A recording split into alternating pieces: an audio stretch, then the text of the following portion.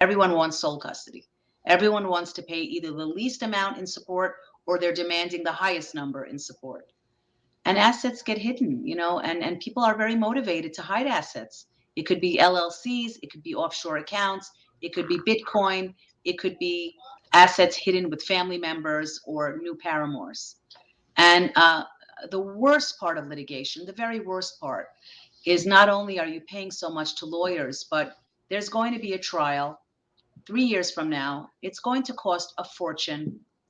And guess what? The losing party is going to appeal. So add another 2 or 3 years. I mean, you're talking could be 5 to 10 years of being in a court process. And we all know of cases where people are trying to get divorced after 10 years because those cases fall through the rabbit hole. There are different judges involved, different motions, different appellate division or appeals. These are really awful. People get sick over it. They get obsessed with their cases.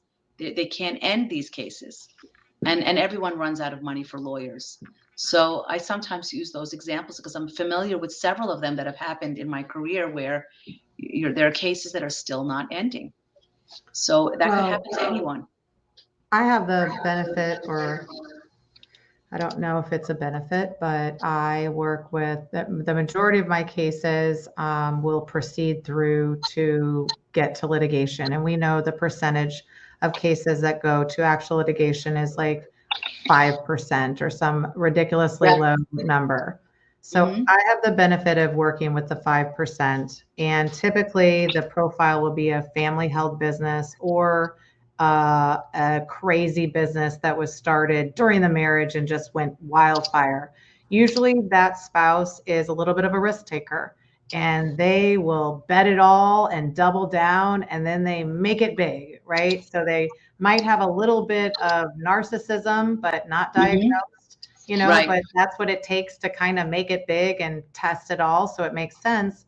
But then they come into this situation where somebody's getting divorced and they don't want to do it because it's going to expose some of the lies and it's going to expose some of the fast moves that had to be made to make that wealth.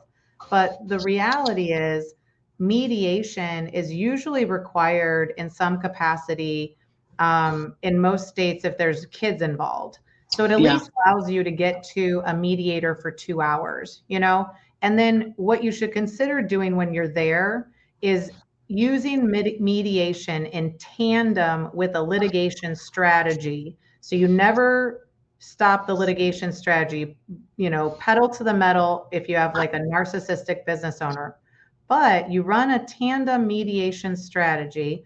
And what you're doing is you're trying to gather information because they lie and they keep things from you. So if you can get into mediation and get some of the lies exposed, or you get the person to act up in front of their own lawyer, you get the person to show some of their cards or do something, and you get some benefit out of mediation. So there's lots of ways to use mediation in a non-traditional way. And your first way is because you might have to go there for the kids anyway. So if you can get that hook in there, maybe you can show your spouse, hey, we have a little bit of control in here. What does a narcissistic person want? Control. Put them in that, so a lot of it is educating yourself on how to put your own best interest forward in some capacity, right? I totally agree. Yeah, mediation can be very useful. You just have to consider, are you at risk if you haven't filed the case? How does that impact you? If you're the moneyed spouse or the non-moneyed spouse, as long as you have a legal strategy related to when you file the case, mediation can do no harm. At the very least, it should be attempted.